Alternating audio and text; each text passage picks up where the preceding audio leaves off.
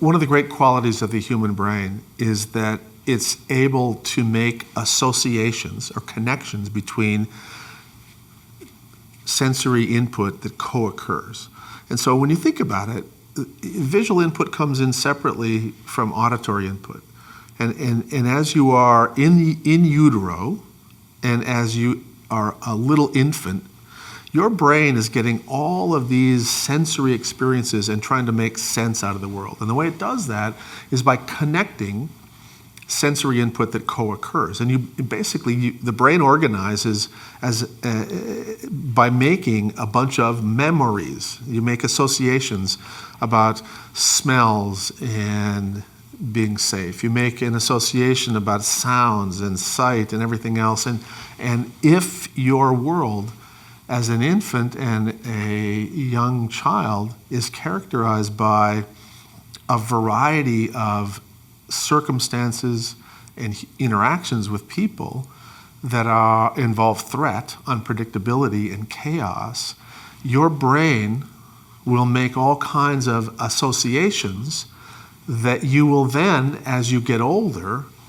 use to interpret the present.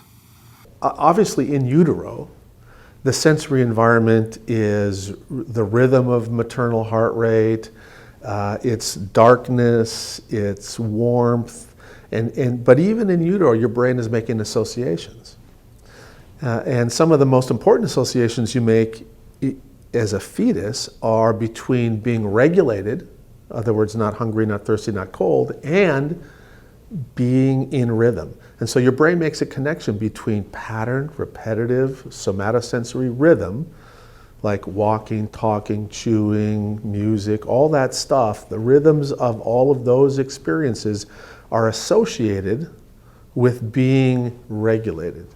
And later on in life, we all use some form of pattern, repetitive, rhythmic activity to regulate.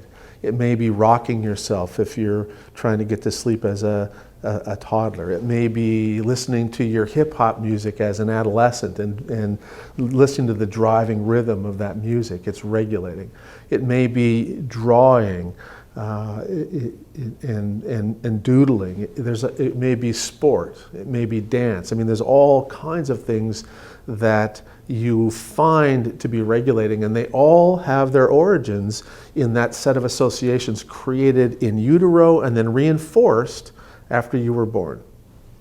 And reinforced, you hope, by an attentive, attuned caregiver who's rocking the child, who's talking in a rhythmic way, and all of these somatosensory experiences of the caregiver-child interaction reinforce those rhythms.